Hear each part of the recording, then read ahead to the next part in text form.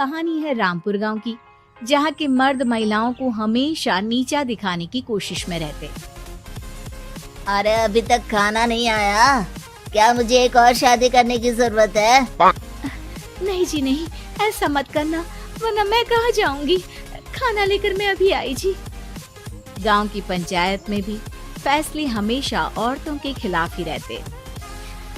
मैं जो फैसला सुनाता हूँ वो भगवान की आज्ञा होती है।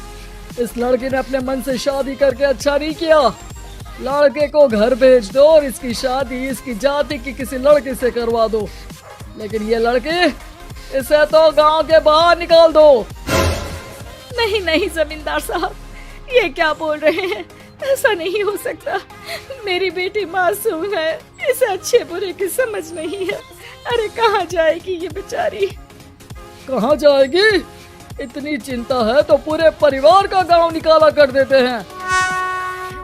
बेचारे पूरे बसे बसाए परिवार को गांव छोड़ना पड़ता है। चाहे जो हो, अगर बेटियों को कंट्रोल नहीं कर सकते तो गांव में रहने का कोई मतलब नहीं है। यहाँ औरतों को दब कर रहना होगा। कोई भी अपने हिसाब से कुछ नहीं कर सकता, सब ईश्वर की मर्जी से ही होगा। तभी गांव का एक आदमी दौड़ा दौड़ा आता है। सरपंच साहब, जमींदार साहब, वो कालिया है ना, उसकी बेटी पढ़ने के लिए शहर जा रही है। अच्छा, ये कब हो गया? और कालिया की हिम्मत कैसे हो गई ऐसा करने की? लेकर आओ उसे और उसकी बेटी को।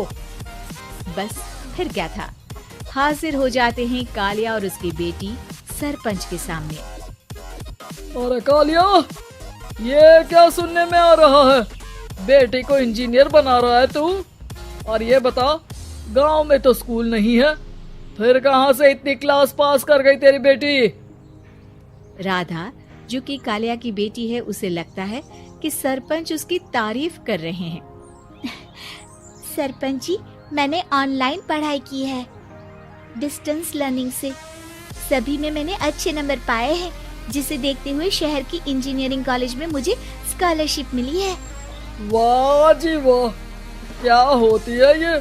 पहले तो ये बताओ, फिर आगे की बात करते हैं। पूरा गांव राधा की बात सुन रहा था और राधा बोलती जा रही थी। तो ऐसे मैं फ्री में एक अच्छी शिक्षा लेकर गांव में जो कुछ परेशानियां हैं, जैसे बिजली, पानी और इंटरनेट जैसी समस्याओं के लिए काम करूंगी। मैं गांव को शहर से जोड़ने के लिए पुल का निर्माण करवाने का प्रस्ताव रखूंगी। मुझे पूरी उम्मीद है कि जल्द ही हमारा गांव भी तरक्की की राह पर चल पड़ेगा। राधा की बात सुनकर सारे गांव वाले ताली बजाने लगते हैं। सरपंच को समझ नहीं आता कि वो क्या करे। चुप रह नादान लड़की, गांव के खिलाफ जाने के लिए तुझे गांव से बेदखल कर दिया जाएगा, वो भी पूरे परिवार के साथ। और हाँ, अगर ठीक से गांव में रहना चाहती है तो ये पढ़ाई लिखाई छोड़ दे। हम तेरे लिए गांव का कोई होनहार लड़का देखेंगे। तभी गांव का एक आदमी बोल पड़ता है।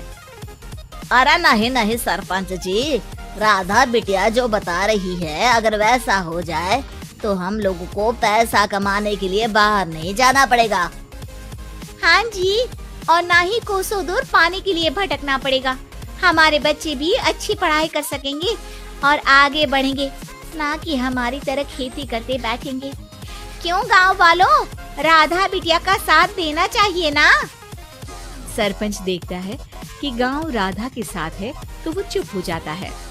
वो घर आकर अपने सलाहकार से बात करता है, जो बहुत ही चालाक किस्म का इंसान होता है।